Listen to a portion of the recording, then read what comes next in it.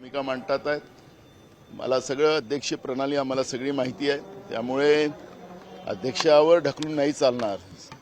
सरकारने निर्णय घ्यावा ही भूमिका आमची आहे. काल विधान परिषदेचे सभापती राम शिंदे त्यांनी असं म्हटलं की विरोधी पक्षनेते पदाबाबत ज्या काही प्रथा परंपरा आहेत त्या आता चालाव्यात हे काही अभिप्रेत नाहीये. एक प्रकारे विरोधी पक्षनेता निवड होणार नाही असंच त्यांनी कुठेतरी सूचित केलं. या सरकारची मानसिकता आहे. ते मानसिकता भास्कर जाधवनी सांगितलेली आहे. त्याच्यामुळे राम शिंदेनी असं म्हटलं सभापतींनी काय की आता विरोधी पक्षनेते पदाबाबत ज्या प्रथा परंपरा सुरू आहेत त्या आता सुरू असाव्यात असं अभिप्रेत नाहीये. एक प्रकारे त्यांनी तर बरोबर आहे ना.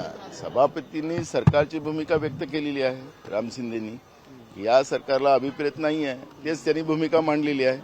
त्यामुळे एकदम स्पष्टता त्याच्यातलीच आपल्याला पाहायला मिळत आहे की आखरी सभापती जे बोलले ते सरकारची भाषा बोलले.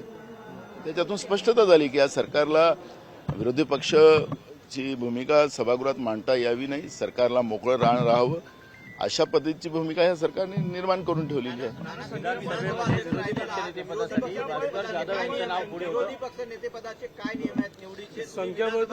होय, संख्याबळाचं कुठले नियम नाही. मी तुम्हाला सांगतो की महाराष्ट्राच्याच परंपरा मी देशातल्या नाही. जिथं 2 आमदार विरोधी पक्षाचे होते त्यालाही विरोधी पक्ष नेतापद काँग्रेसने त्या काळात दिलेलं आहे. याचा रेकॉर्ड तपासा. यांना रेकॉर्ड तर विधिमंडळातलं काही लपलं जात नाही. त्यामुळे कुठलीही परंपरा नसतं. 2ला आम्ही देऊ शकलो तर आता एवढी मोठी संख्या आमची तर त्याला काय नाही द्यायचं. पण मी सुरुवातीला सांगितलं की हे बेईमानी निवडून आलेले आहेत. हे मॅनिक्युलेशननं निवडून आले आहेत. निवडणूक आयोगाच्या कृपेने निवडून आलेले आहेत. जनतेच्या कृपेने नाही.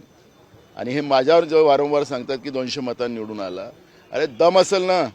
महाराष्ट्रात सगळ्यात जास्त मतांनी निवडून दाखवतो पण बायलेटवर निवडणुका घ्या. नसेल ज्या दिवशी नाही मिळालं महाराष्ट्रात सगळ्यात जास्त मतं राजकारणातून संन्यास गेला नाना पटोले.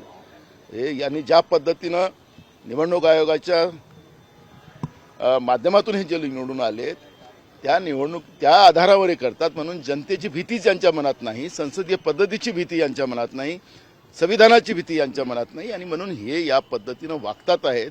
आणि हे महाराष्ट्राच्या लोकशाही परंपरेला कलंकित करण्याचं पाप महायुतीचं सरकार करते आहे. पुण्यातला जो प्रकार आहे